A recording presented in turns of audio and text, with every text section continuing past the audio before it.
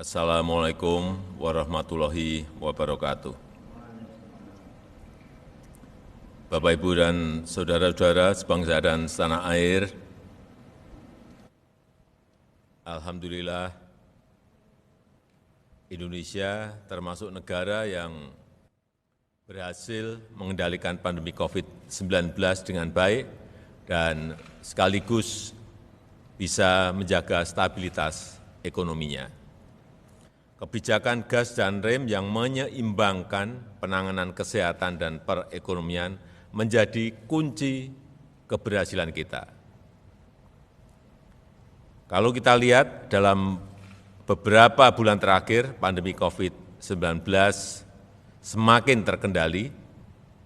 Per 27 Desember 2022, kasus harian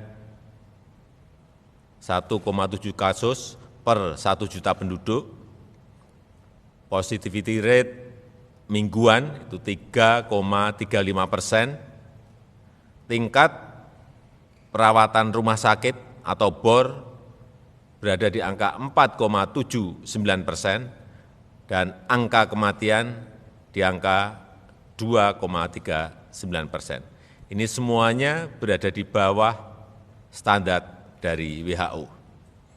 Dan seluruh kabupaten kota di Indonesia saat ini berstatus PPKM level 1, di mana pembatasan kerumunan dan pergerakan orang di tingkat rendah. Setelah mengkaji dan mempertimbangkan perkembangan tersebut, kita ini mengkaji sudah lebih dari 10 bulan, dan lewat pertimbangan-pertimbangan yang berdasarkan angka-angka yang ada, maka pada hari ini pemerintah memutuskan untuk mencabut PPKM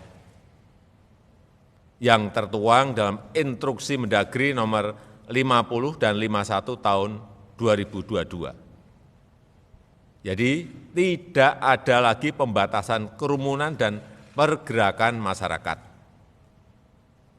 Namun demikian, saya minta kepada seluruh masyarakat dan komponen bangsa untuk tetap hati-hati dan waspada. Pertama, masyarakat harus meningkatkan kesadaran dan kewaspadaan dalam menghadapi risiko COVID. Pemakaian masker di keramaian dan ruang tertutup harus tetap dilanjutkan. Kesadaran vaksinasi harus terus digalakkan karena ini akan membantu meningkatkan imunitas.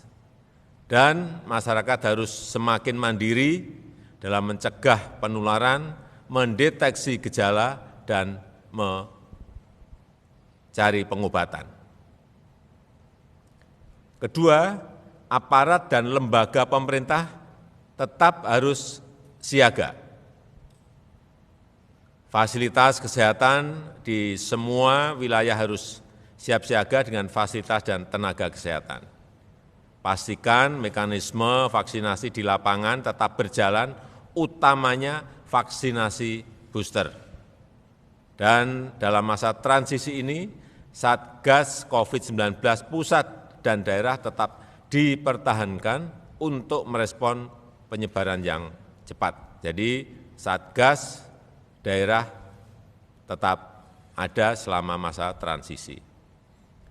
Bapak, Ibu, dan saudara-saudara sebangsa dan setanah air, walaupun PPKM dicabut, ini juga perlu saya sampaikan, jangan sampai ada kekhawatiran.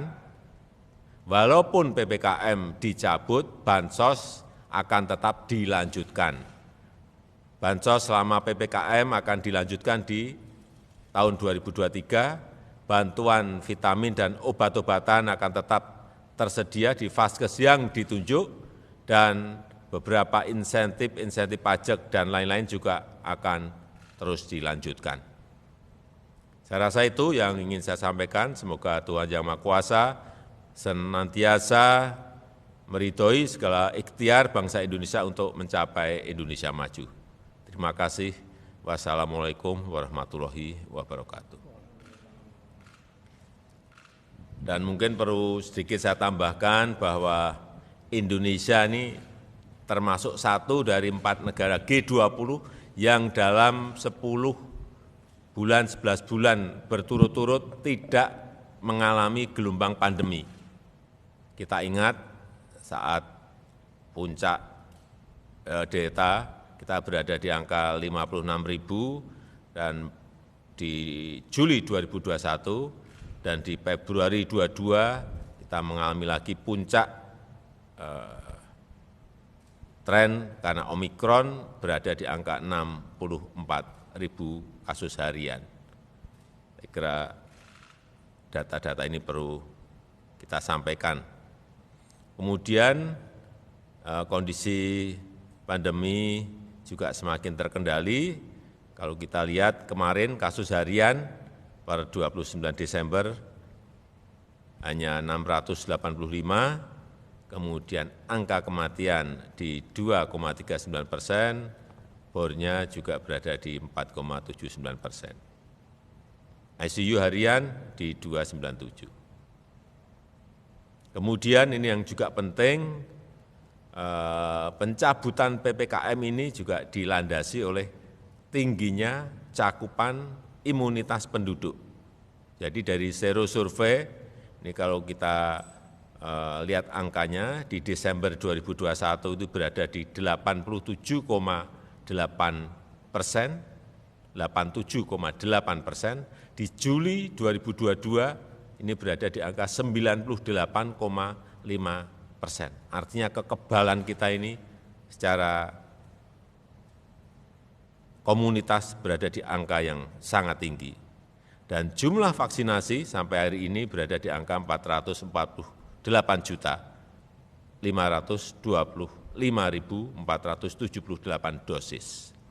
Ini juga sebuah angka yang tidak sedikit. Saya rasa itu tambahan.